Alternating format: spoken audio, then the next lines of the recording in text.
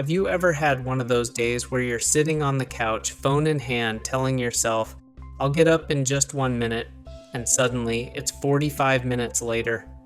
The laundry is giving you side-eye from across the room, the sink looks like a science experiment, the kids are asking for the third snack of the morning, and you're still glued to the same spot, wondering what happened to your energy.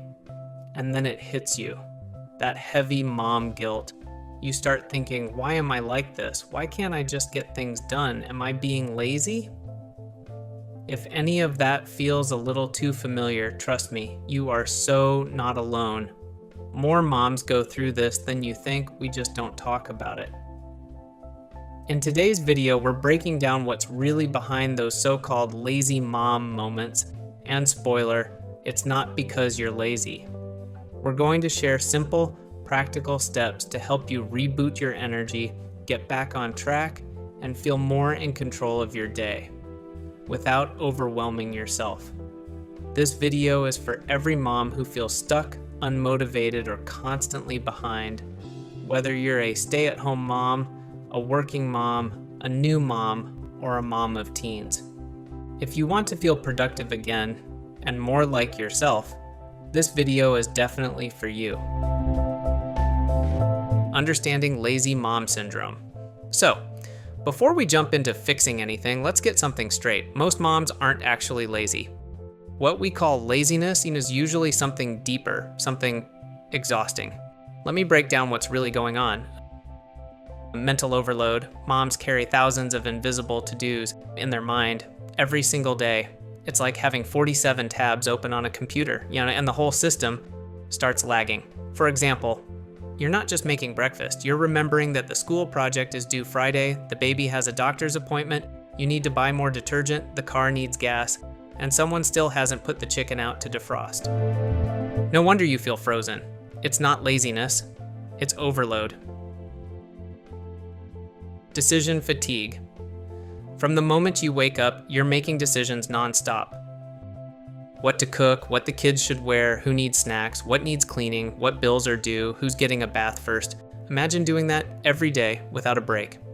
Eventually your brain says, nope, we're done. So when you're staring at the laundry and can't decide whether to fold it or just burn it, yeah, that's decision fatigue, not laziness. Lack of support. Let's be real. Many moms are doing way too much alone. Maybe your partner works long hours. Maybe family isn't nearby. Maybe you feel guilty asking for help. When you're carrying the whole household on your back, of course you're going to feel drained. It's like trying to run a marathon. While pushing a shopping cart full of groceries, no one would call that lazy. Unrealistic expectations. Moms today feel like they need to be a chef, a housekeeper, a teacher, a therapist, a chauffeur, and look put together on Instagram. That's not realistic, it's impossible.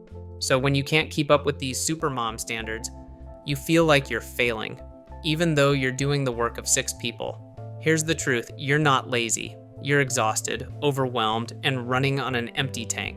What looks like lazy mom behavior is actually burnout, mental overload, or mismanaged energy, and all of that is fixable.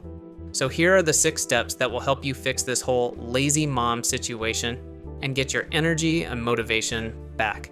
And trust me, once you start using these steps, things will feel so much lighter.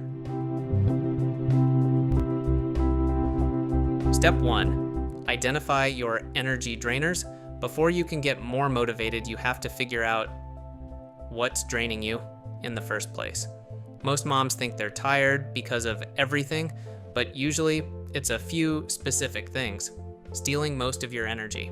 Here are some common energy drainers: messy, cluttered spaces, constant interruptions from kids, too many decisions to make, not enough sleep, trying to multitask, all day feeling unappreciated or unsupported. Now, here's a simple exercise. Grab a notebook or your phone and write down the top 3 tasks you avoid every single day. It could be dishes, laundry, cooking, or even answering messages.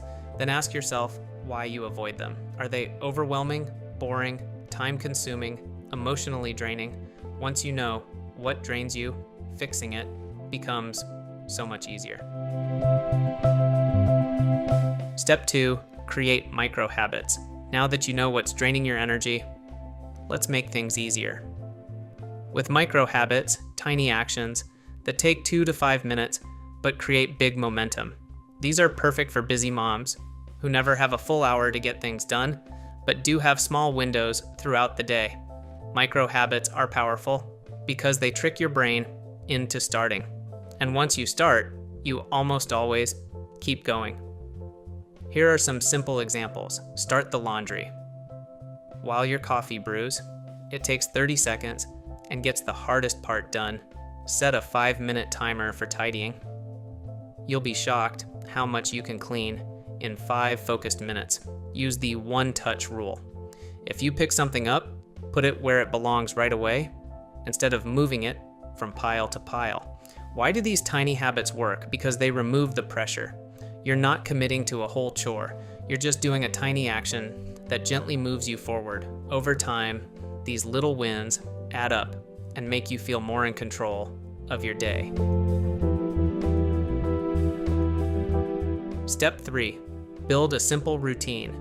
Now that you're practicing micro habits, let's talk routines. But don't worry, we're not talking about those perfect Pinterest routines where every minute is color-coded. I mean simple, flexible, under 15-minute routines that make your day feel smoother, not stricter. Start with a morning routine that's realistic. Something like drink water, make the bed, start a load of laundry, or do a 2-minute tidy, quick breakfast prep. That's it, nothing fancy. Then create a short evening routine. Reset the kitchen for 5 minutes, lay out clothes for tomorrow, quick pickup of toys. A moment for yourself. Tea, skincare, or quiet scrolling without guilt. These tiny routines help your day run on predictability, which is huge for kids and moms. When everyone knows what comes next, there's less chaos and fewer decisions to make. The key? Keep it flexible and fail-proof. If you miss a step, no big deal. Just pick it back up the next day. A simple routine done consistently beats a perfect routine done never. Step 4. Stop doing everything alone. This step is a big one, and honestly, it's the hardest for most moms. You have to stop doing everything by yourself. You are not a one-woman cleaning crew, childcare provider, therapist, chef, and scheduler all rolled into one. And even if you can do it all, it doesn't mean you should. Start by involving your kids in age-appropriate chores. Even toddlers can help put toys in baskets, wipe surfaces with a damp cloth, or carry their clothes to the hamper. Older kids can load dishes, fold towels, or pack their own school bags. Kids love feeling capable, and it teaches them responsibility. Not to mention it saves you time. And yes, ask your partner or family for support. Not hints, not silent hopes, actual, clear requests. People can't help if they don't know what you need. Most importantly, let go of the supermom identity. You don't need to be perfect, do everything, or hold the whole house together alone. Sharing the load doesn't make you weak, it makes you wise. Step 5. Reduce mental clutter. You know that feeling when your brain is juggling 100 things at once and even simple tasks feel heavy? That's mental clutter, and it drains your energy more than anything else. The good news, you can clear a lot of it by getting things out of your head and into simple systems. Start with tools that make life easier. Checklists, weekly planning, and shared calendars. When everyone in the house can see what's happening, you don't have to answer 1,000 "what's for dinner" or "do we have practice today?" questions. Next, declutter one small space a day. And I mean small, like one drawer, one shelf, or even just your purse. A few minutes of decluttering helps your brain relax and reduces that constant, "ugh, I should clean this" feeling. And finally, outsource decisions whenever you can. Use meal planning templates, rotate the same weekly dinners, or create repeating chore schedules. The fewer decisions you have to make, the more energy you get back. Mental space is mom gold. Free some up and everything gets easier. Prioritize self-care. Now let's talk about self-care, but not the fancy spa day, bubble bath, book a weekend getaway kind. I'm talking about simple, everyday moments that recharge your battery just enough to function. without feeling like a zombie. Self-care for busy moms looks more like 10 minutes alone, yes. Even if it's hiding in the bathroom or sitting in your car before going inside. Drinking water instead of surviving on leftover coffee from 3 hours ago. A quick stretch, to release the tension you've been carrying in your shoulders since forever. These tiny acts may seem too small to matter, but they actually do something powerful. They tell your brain that your needs matter too.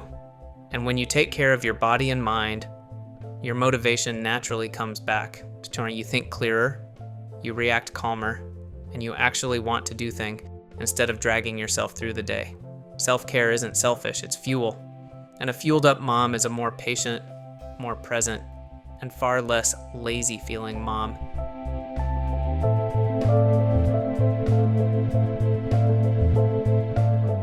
Before we wrap up, let's talk about the mindset that makes all these steps actually stick. One of the biggest energy thieves for moms is guilt. That constant voice in your head saying, I should be doing more, I should be better, I'm failing my kids. It zaps your motivation faster than anything else. Here's a simple but powerful shift. Drop the guilt. Give yourself permission to be human. To miss a chore, to have a slow morning, instead remind yourself, I'm trying. That counts.